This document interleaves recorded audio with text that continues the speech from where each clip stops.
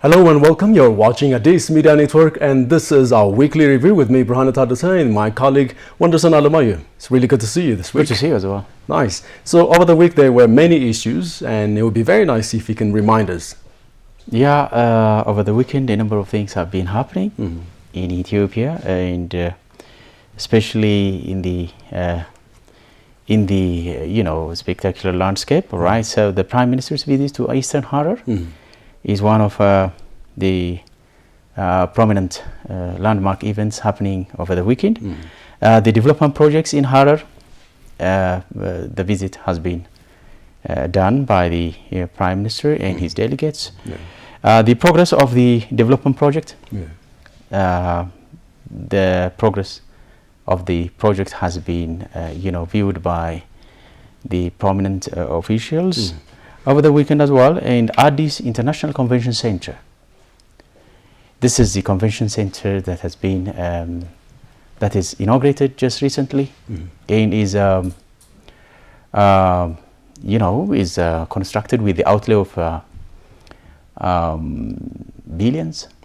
And so it is a very usable kind of building for a number of utilities, facilities as well, right? So especially I remember that it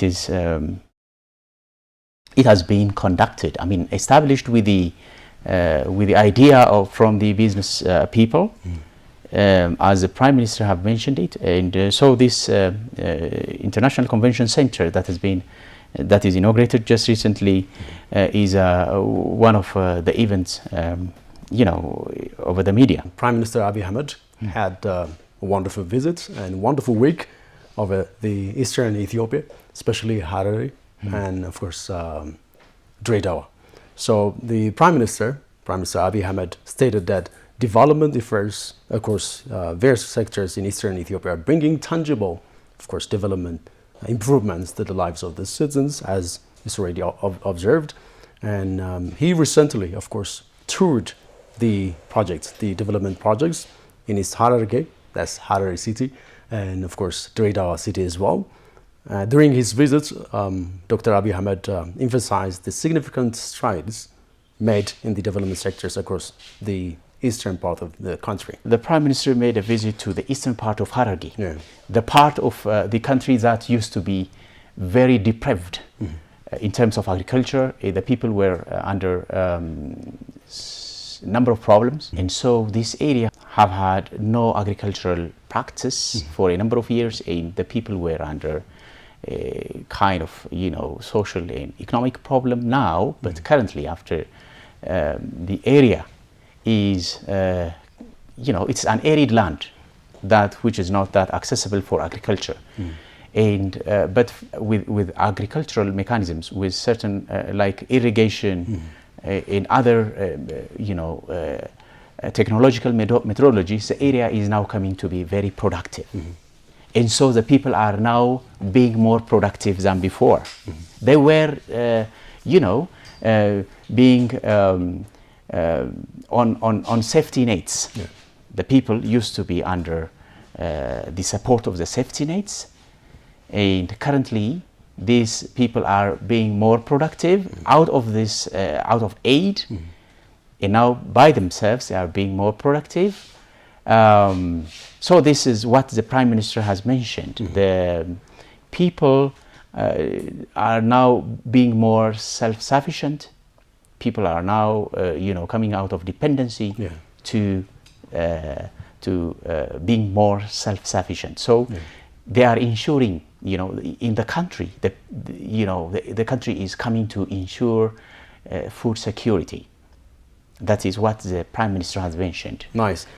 By the way, one day the Prime Minister was accompanied by First Lady and of course other high officials, and it was a beautiful tour, and it will be very nice if we can go watch this video, and we'll be back afterward.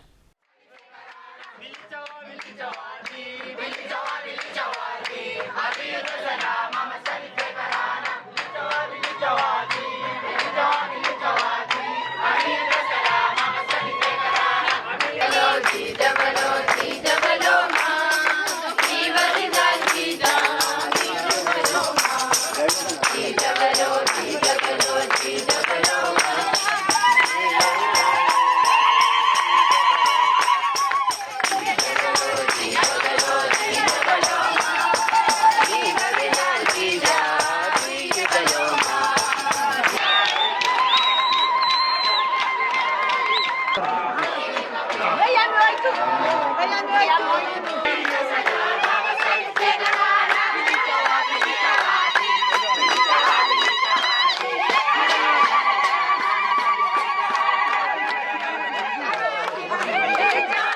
viewers, you're watching Addis Media Network, and this is our English program and our weekly program with me, Brana Tardasa, and my colleague, Wenderson Alemayer. We've been discussing, of course, the corridor development in eastern part of Ethiopia, that is Harar, and of course, Dredao as well. And we're back, of course, talking about the corridor development back in Addis Ababa. And as you know, there were different phases of the corridor development. The first corridor development was really successful, and we were witnessing all those. And now we're in the second term, the second phase of the corridor development. And Mayor of Addis Ababa, Mayor Addis Ababa, stated the development of the second phase corridor project, which covered, by the way, more than 3,000 hectares of land, of course, undergoing in a very speedy progress. So the mayor said, based on the evaluation made, they have been witnesses that they were completed in a great way, and there have been also nearly completed works, some works which are undergoing quickly, and we expect them to be finalized in a short while. As you know, we are in the second phase of the corridor development projects, and so much has been completed. Especially this second phase of the development project is more of emphasizing on the riverside projects. The riverside projects are successfully being completed. So many people are being, satisfied of, the accomplishments of the riverside areas. And, as the first phase of the the development project has been successfully completed, we are now within the second phase is also in its progress. So a number of accomplishments have been done within the second phase of the development project. One of the things that we can, of course, mention is the parking area. One day I know you drive, and you had some difficulties having your car parked in a proper way. And at this time, by the way, there's a parking space which accommodates over 23,000 cars at a time. Imagine that one then. It's like a wonderful place for you. You don't have to worry to come to our office and greet us and talk about the issues you had over the week. And this is one of the great achievements that we can see the corridor development brought. Sure, so to speak, actually, one of the achievements of the development project, the corridor project, is, having loss of parking areas over the streets of Addis, right? So you wouldn't be in a problem, you wouldn't be more in hard times to park your cars and go somewhere else to have your coffee or move to your areas, right, to work. Wasn't that the challenge, by the way, before? It used to be so much challenge. You even currently, some of the problems haven't been curbed yet. We are in the transition to, smoothen or alleviate some of the problems in connection with the parking areas, right? So nowadays, you would see a number of parking lots over, in the streets of Addis. This is one of the achievements. So have you ever thought of the parking before you bought the car? Was it in your mind before you bought your car, before you had your car? Were you worried about where to park your car? I know that it wasn't intention actually. I would use much of the time in the parking. I would be spending more of my time in the working areas, right? So actually, parking is, it just puts you to ponder over the matter before you buy it, probably. So it's one of the issue. It's a prominent issue, right? So having the challenges minimized at least is really a success. It is. So that is, you are the witness yourself of the corridor development. Sure. I love walking, by the way. I used to walk over different places, by the way, starting from Piazza, from Arat Kilo to Magananya to Kera, and that is a really great achievement. And people, by the way, if you can go and ask them, mostly in the evening time, they are really happy that this corridor development is underway. It's taking place. Yeah. Look, previously you even are not able to walk in the streets. Yeah. Nowadays you will see, you know, some wide streets, people walking, and even on a bike riding. Yeah. So this is, you know, our country is coming to be more, you know, leveling it's leveling up more in terms of convenience, right? So we are being more, towards success. Yeah. The other issue I think we can talk about, of course, will be the conventions. Like even to talk about development projects, talk about other international conventions, you need a center. And that had been one of the challenge Addis had. Of course, they were few in number, but now we have an international convention and exhibition center. And that was inaugurated over the week. And the mayor of Addis Ababa, Addis Ababa, praised the successful completion of Addis International Convention and saying that the importance of ensuring the nation benefits from the world-class facility. Sure, this Addis International Convention Center is a very big and magnificent building, comprising of and hosting a number of events and facilities within it. Yeah. There are modern parking facilities, halls, various convention halls that are able to accommodate a number of facilities like the health, the telemedicine. The issue of telemedicine is going to be hosted and conducted over there. And even a number of notable events of national significance and even of international significance are able to be conducted within the convention center. I think some of the issues people ask when you inaugurate or when you build something is, where do you get the money from? How did you fund the courses? This, by the way, over 96.2% of the center's construction they were funded by the city administration. So it's really good to clarify that the cost was covered by the city administration by itself, and including the Ethiopian Airlines, Commercial Bank of Ethiopia, and several other institutions contributing to the effort. Yes. Actually, people were wondering as to who have been, contributing for the construction of this huge, magnificent building, that which comprises a number of events within it. Actually, for sure, the administration has testified that the business people, the city administration has contributed for the construction of this building. It's really true, and it would be very nice to remember that the mayor of Addis Ababa, city administration, Mayor Addis Ababa, stressed that Addis International Convention Center is the proof that Ethiopia can build infrastructures like this one, huge constructions by itself. Yes, this building is actually the sign to build more other magnificent buildings in the country. So it is a living monument for the country to do more, even better and spectacular things to do ahead. Nice. Now we're moving back to our African Union, which we expect the Union to do something great to the Africans. And when you have such a union, you have chairperson, the outgoing and incoming as well, because it is laid democratically. And when the African Union, of course, having agendas, especially talking about reforms, African solutions to Africans, you need to have a leader. You don't just state an idea and say, I want to do this one, I want to bring change to all Africans. But to say that, you need to put a leader.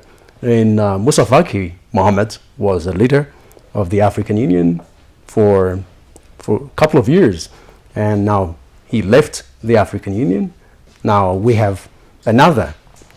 Another leader, Musa Faki is a former commissioner for the African Union. He's now he left. He has just ended his term of office, and now he is leaving his position for the successor, right? So, so the new successor is from Djibouti, yes? Yes, Mohammed Ali Yusuf. Mohammed Ali Yusuf is now coming to the floor, coming to the seat. Is we will see what he is going to do over the next in his tenure, right? So, but Moussa Faki is commended for doing a number of activities, especially for establishing a free trade regional free trade area. Yes. The seats at the UN. The request for the African Union to have a permanent seat in United Nations. You know, this big and kind of landmark requests have been done in Moussa Faki's tenure. Actually, there are a number of things that have been done within his tenure over 8 or 6 years. One of the things that we can talk about, of course, talk about Mohammed Ali Yusuf, is that the language he used. He speaks over 4 languages, including English and Arabic. And I feel that because many Africans speak this language, and it would be very nice to understand, to articulate with the language they speak as well. And sometimes, by the way, you feel like you have ideas, but you only articulate whatever you want to say with few, like limited number, because of the language. For example, I know there are many French speakers, but if you speak to the English speakers in French, you'll be very challenging a little bit. So it'll be very nice if you know more language. So I think the newly elected, the incoming leader will benefit more, and Africa will benefit more from Mohammed Ali Yusuf. Of course, we benefit a lot from the outgoing chairperson. He did great achievements, but we're expecting more from Mohammed Ali Yusuf as well, since I think it would be very easy even to address, including the language capability he has. Yes, the incoming African Union leader is said to be polyglot, knowing a number of languages, international languages of Africa, like French, English, Arabic, Portuguese, Spanish. These are, prominent languages that are spoken in Africa, as so many parts of Africa are Not to forget Kiswahili. Swahili as well, under the colonial era, right? So, these countries are known for speaking a number of languages. So having the capability to speak these languages, many languages, will is beneficial, right? So you will be able to communicate with many other societies, either you are, moving over different countries. And even, by the way, there were many speakers at the ceremony. It would be great if we can take a listen of the speech made by Moussa Faki Mohammed, the outgoing chairperson, and of course, Ethiopian President Haile Selassie, and Joe Gonçalves Lorenzo of the chairperson. We'll be back.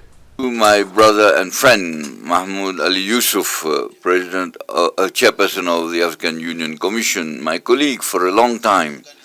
This organization is not foreign and a stranger to you.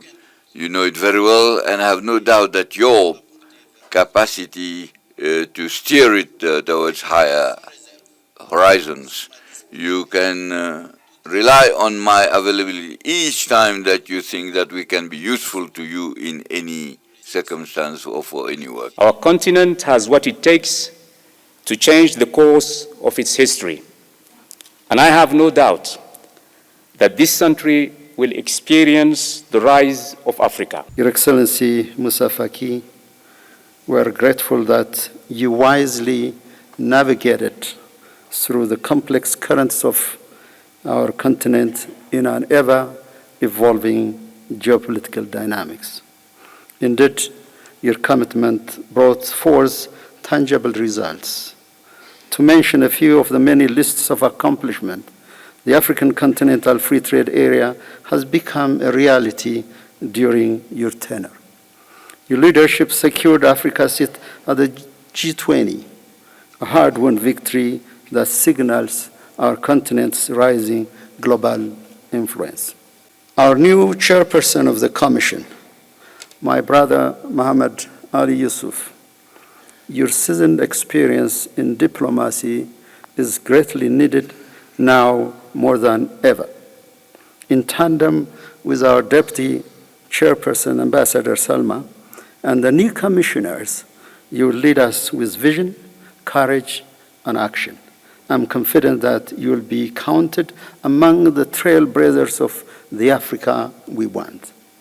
By virtue of the mandate entrusted upon you, I firmly believe that you will diligently pursue for the peace of the continent by addressing the drivers of conflict. It is with great satisfaction that I take the floor to make some remarks at this handover ceremony between the outgoing leadership and the new leadership of the African Union Commission, which I consider a moment of great relevance in which we have just witnessed the end of a period of important achievements for our organization, during which the African Union, through your action and performance, has become a more robust, more active, and more capable institution to face the challenges that lie ahead, especially those related to the necessary and urgent reform process initiated by the leadership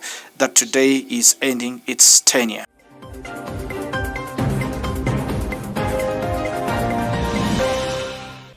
Dear viewers, you're watching Addis Media Network, and this is our weekly review with me, Brahana Addis, and my colleague Wanderson Alamaya. And before this, we watched the outgoing chairperson of the Commission of African Union, Musa Faki Mohammed, and of course, the Ethiopian President, Haile Selassie, and we have a speech by Joe Gonçalves Lourenço of African Union chairperson. And we're back, of course, talking about the diplomatic issues Ethiopia had over the week.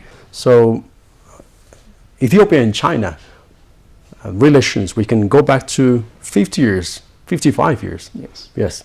Can we start from that one? Yes, Ethiopia and China were celebrating the 55th anniversary of their diplomatic and bilateral relations. So within the last 55 years, Ethiopia and China had a number of achievements together. They are, as you know, China is Ethiopia's mutual economic and economic friend. We had a number of projects being accomplished in Ethiopia. China is through the Belt and Road initiative and a number of many other initiatives. China is working in the heart of Africa, right? So China is one of our magnificent economic friend. The projects being accomplished, the railway project, the road projects, and many other magnificent projects being under construction in Ethiopia are mostly done by with the side accomplishments with the Chinese people, right? So there are a number of achievements being done with the with the joint relationship with the China. And for that we want to say xie. We want to say thank you for the Chinese people for their amazing collaboration with Ethiopia over 55 years. By the way, the Ethiopian ambassador to China, Tafara Derbo Yimam, he said that Ethiopia and China's relationship is deep-rooted and based on mutual trust, respect, and equality. And he said over the year, which are about 55 years, the two countries have enjoyed strong partnership, strong friendship. And the anniversary, by the way, was celebrated under a theme, 55 years, a legacy of strong partnership for shared prosperity. Sure.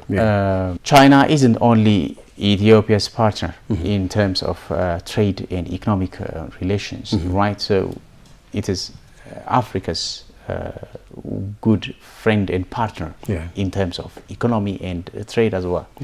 So recently there were economic and trade forum, Ethiopia and China Economic and Trade Forum that has been conducted in Addis Ababa just recently, with the presence of the Chinese Prime Minister, Nice. Chen Huan. Yeah.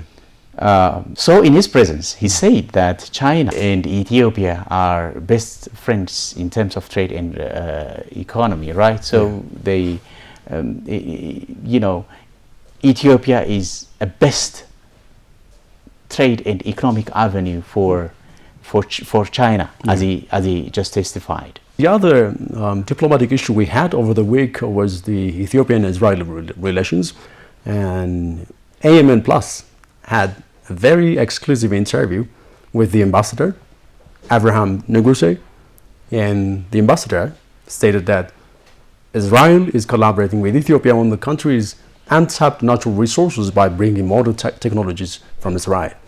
What a good news. Yes, you know, the Middle East countries are also our partners in terms of trade and economy as well. And Israel, like others, is our partner as well. So we are a number of outworkings being done together, right? Like there's a trade, the construction, and so many, the inventions, technologies. We are working more, a number of things together with the Israeli counterparts. The relationship is based on mutual understanding, mutual love between the two peoples, beginning at the biblical time until the current situation.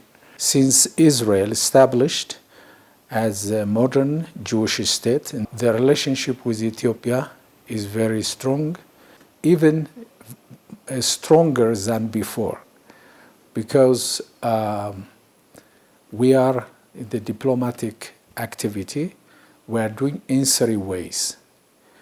One is G2G, or government to government, and the second way is private investors. The third way is non-governmental organizations. With these three ways, our relationship is described as strong and good direction.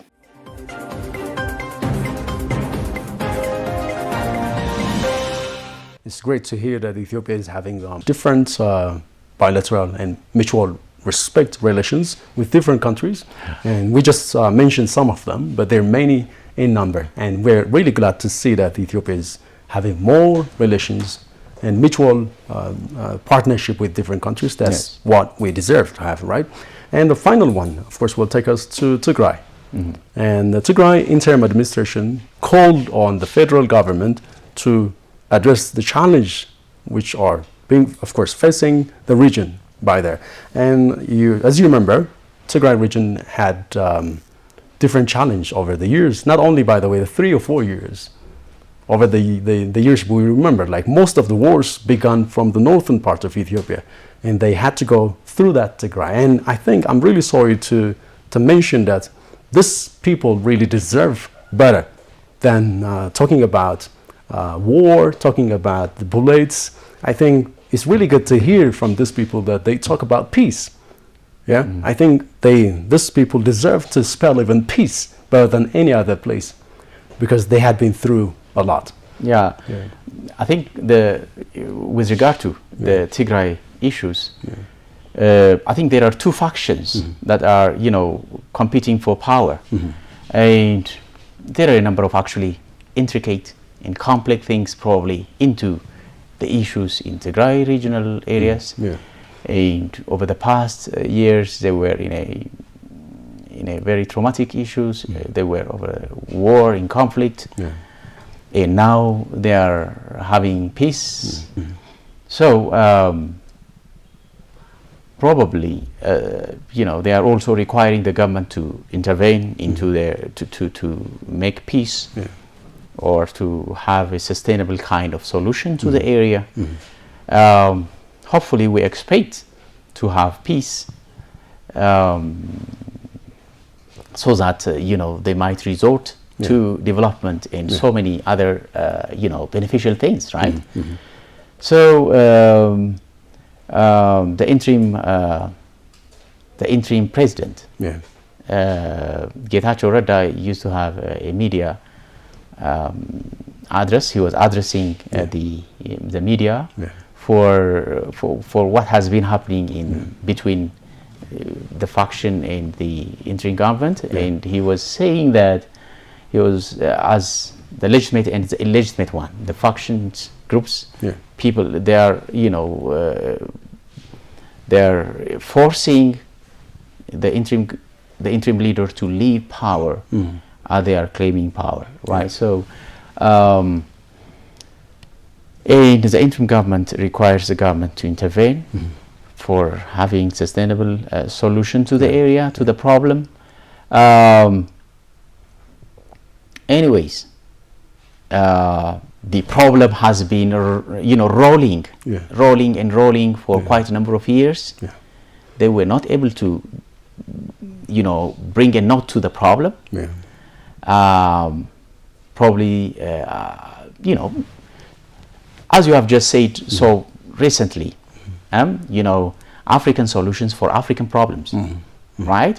So regional, for the problems that has been happening in Tigray, the Tigray elites and scholars are enough. They shouldn't require other person for them to make peace between them, right? So, if they should be wise enough. The area is under devastation. They had received a number of casualties. Over, thousands of people were they lost their life and exposed for a number of problems, which is very traumatic. So the scholars who are there, who had the experience, a long time experience, over 40, 50 years experience of the area, they are enough to bring real solution to the area. And still they are, and yet this is my own resentment, they are, the problems is still roaring over and over. This is really very disappointing. It really is. And I think one of the good things is the interim chief administrator, Getachew Reda, mentioned was that there is no Tigrayan youth that would fight for the power of individuals. And we, the Ethiopians, and especially the people in Tigray, should say no to chaos, no more for war. Because as we already said, that peace should be there. So that we can talk about, by the way, you can talk about technology, you can talk about development, you can talk about any other issues, especially infrastructure, when you have peace in the ground. But if you don't have peace, what is there to enjoy then? There's nothing. So these leaders who are running for the place should, of course, think about the people. The people had enough, especially talking about war. I think this is really bad that we're still talking about war. You see, Ethiopia deserves better. Yes. Yeah. As you know, the people of Tigray were speaking time and again in bold. They wouldn't need any more. They wouldn't need any more war. And they would always reject people who are trying to escalate the war over the region. The area should come back to peace. They shouldn't incite conflict that wouldn't finish at all. It has to be that way. Or if there are some people who are forcing chaos, they should say, this is the wrong time. The people should say no for the chaos. And the people should say yes for peace and stability, yes for infrastructure, yes for education, yes for new developments. They are actually taking all the steps needed to implement their so-called decision. They are breaking in government offices. They are removing interim administration officials. And of course, it has created confusion not only in the public. Now, they wanted to impose their version of a legitimate decision on Southern Tigray, Southeastern Tigray, Eastern Tigray, and Mekelle. That's where I gave instruction to the Vice President, who technically is head of the armed forces, to try and take necessary steps to stop such madness. He wouldn't act. So rather than risking the disintegration of the armed forces and the stabilization of the entire region, and more importantly, the unraveling of the Pretoria process. So I just gave orders to this front commanders to temporarily suspend. I don't think they have taken it all too well, of course, obviously. And now they are in full swing trying to upend whatever has been achieved by the Pretoria process. And we have reason to believe that what they are trying to do not only is antithetical to the Pretoria arrangement, but equally, if not more importantly, they will plunge the entire Tigray into a conflict that gives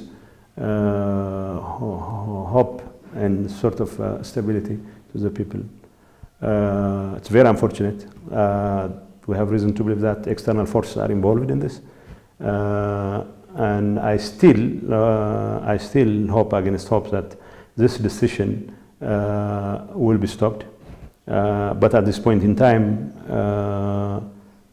the very parties to the Pretoria Agreement, the federal government, the international community, should really take into account the deteriorating situation in Tigray and the far-reaching ramifications of the unraveling of the Pretoria agreements. And so whatever support, whatever intervention there could be, I think is totally warranted at this point in time. And with the international community to work on that particular assignment. This should have been everybody's assignment. But there appears to be little or no appetite on the part of the people who are hell-bent on snatching power at all costs, including at the cost of the people and at the cost of the IDPs.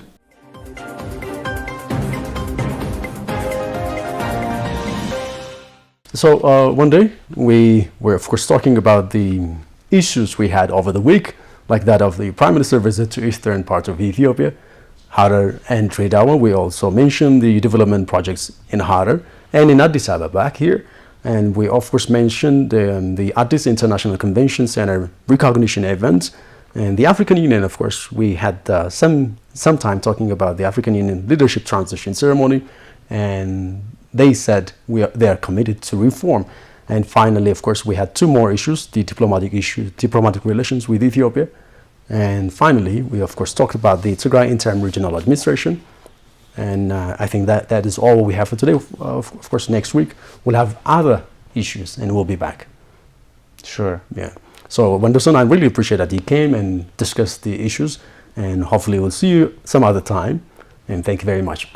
Dear viewers, you've been watching, of course, Addis Media Network. And this is our English program weekly review with me, Burhan Taddasa, and my colleague, Wenderson Alamayu. That's all we have for today. And bye for now.